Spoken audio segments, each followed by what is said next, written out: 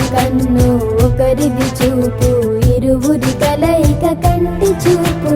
ఒకరిది మాట ఒకరిది భావం, ఇరువురి కదలిక కదిపిన కథ ఇది ప్రేమ.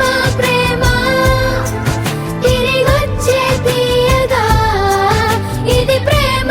ప్రేమ ఎదురొచ్చే హాయిగా ఇది మనసుని తడిపిన క్షణము కదా.